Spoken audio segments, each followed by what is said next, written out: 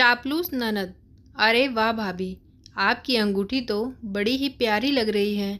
अंगूठी तो बिल्कुल आपकी तरह ही बड़ी प्यारी और बहुत ही सुंदर है। सुनकर वैशाली शर्मा जाती है।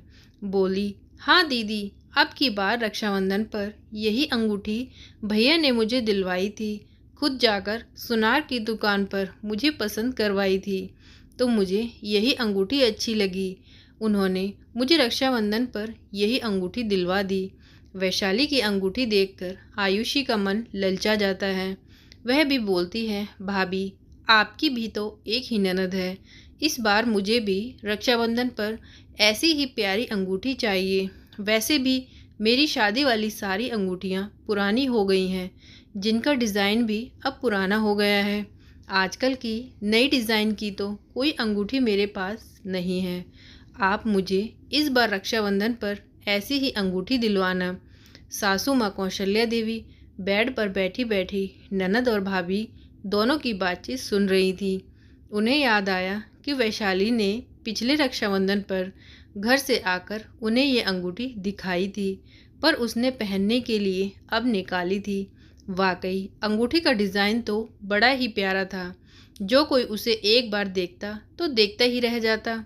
हाथ में मानो पहनते ही हाथ की शोभा बढ़ जाती। वैशाली घर के कामों में ही लगी हुई थी।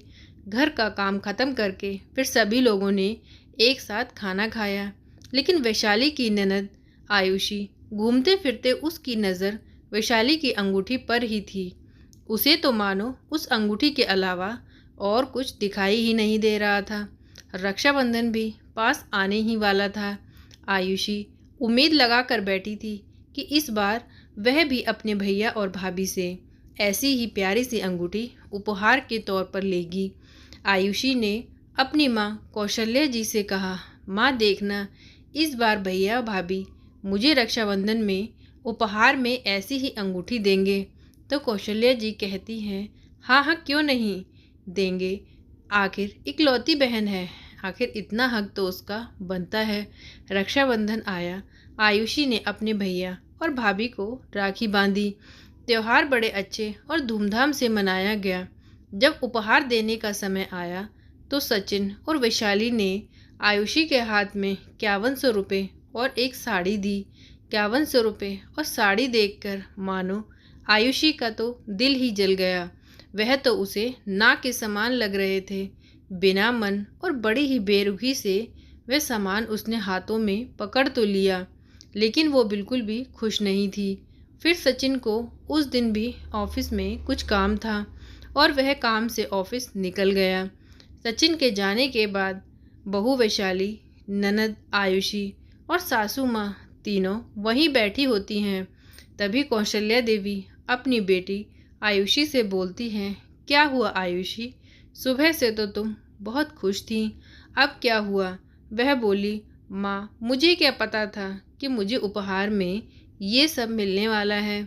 साड़ियाँ तो मेरे पास बहुत हैं। मैं तो सोच रही थी कि शायद भाभी मुझे इस बार उपहार में अंगूठी देंगी। कौशल्या देवी ने अपनी बहू वैशाली से कहा, क्यों वैशाली, क्या एक ननद भी तुम्हें भारी लगती है? इसकी फरमाइश भी तुम पूरी नहीं कर सकती।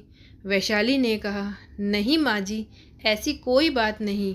दरअसल बात यह है कि हमने जो नया फ्लैट लिया है उसके लिए इन्होंने लोन निकलवा रखा है और हर महीने उसकी किस्त जाती है, तो तनख्वाह में से पैसे बचते ही नहीं हैं। इनसे अंगूठी के लिए मैंने कहा था, पर इन्होंने कहा इस बार नहीं, अगली बार हम अंगूठी ज़रूर दे देंगे।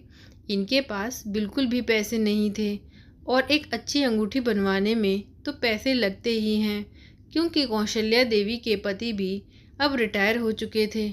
घर का सारा खर्चा अब बेटा ही चलाता था।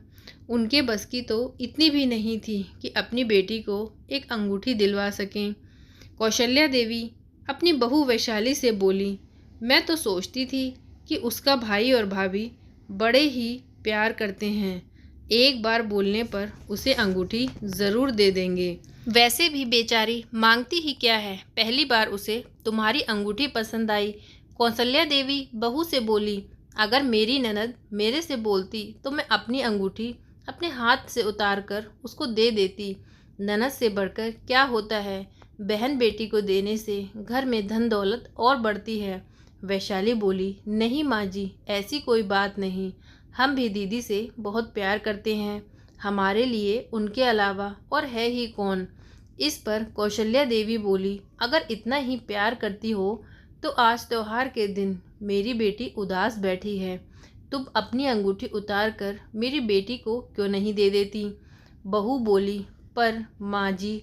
सासू माँ बोली, पर वर कुछ नहीं, अगर सच में तुम ज़रा भी अपनी ननद से प्यार करती हो तो वह अंगूठी अभी और इसी वक्त उसके दे दो।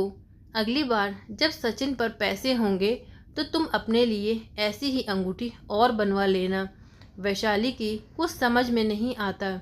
उस समय वह कुछ समय के लिए सुन्न पड़ जाती है और अपने हाथ से अंगूठी उतार कर अपनी ननद आयुषी को पकड़ा देती है।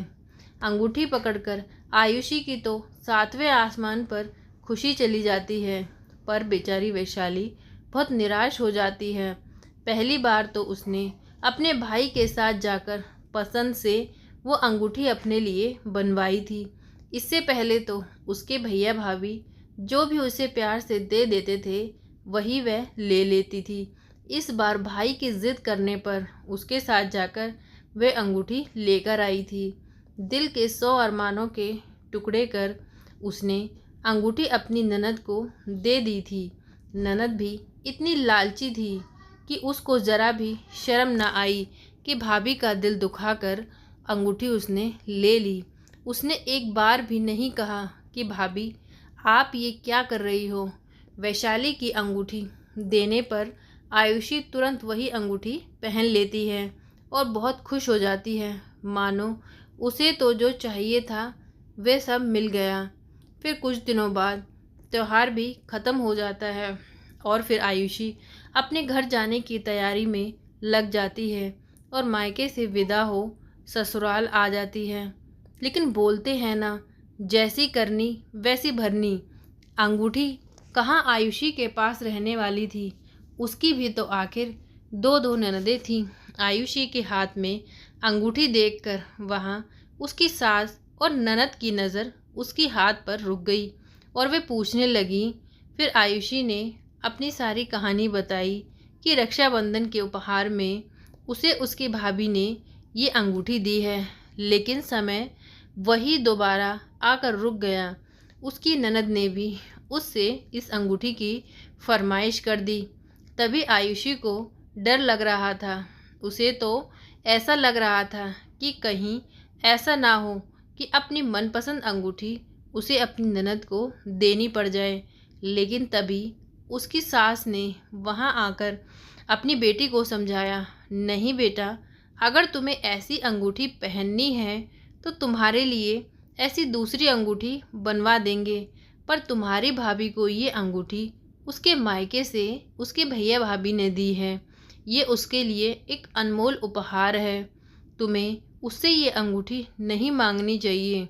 एक पल को तो सास की बात सुनकर आयुषी खुश हो गई, लेकिन दूसरे ही पल उसे इस बात का एहसास हुआ कि वह भी तो अपनी भाभी से ज़बरदस्ती में अंगूठी मांगकर लाई थी, जो कि उसकी भाभी को उसके मायके वालों ने अपनी बड़ी ही पसंद से उसे दिलवाई थी, जो उनके दिल के बहुत करीब थी। फिर आयुषी ने सोचा कि शायद जब उसने अपनी भाभी से ये अंगूठी मांगी थी तो उसकी माँ को भी उसे ऐसे ही समझाना चाहिए था। उसे लगा कि जिसे मैं अपने लालच में ज़बरदस्ती उनसे मांग कर ले आई। आयुषी ने उसी समय अपनी माँ को फ़ोन कर सारी बात उन्हें फ़ोन पर बताई। उसने कहा, माँ, मुझे अब अपनी गलती का एहसास हुआ है। आपको उस वक्त मुझे समझाना चाहिए था। बेचारी भाभी की पसंदीदा अंगूठी लेकर मैंने अच्छा नहीं किया। और फ़ोन पर आयुषी ने अपनी भाभी वैशाली से माफ़ी मांगी और बेटी की बात सुनकर कौशल्या देवी को भी अपनी गलती का एहसास हुआ और शर्म से उसने आंखें नीचे झुक गईं।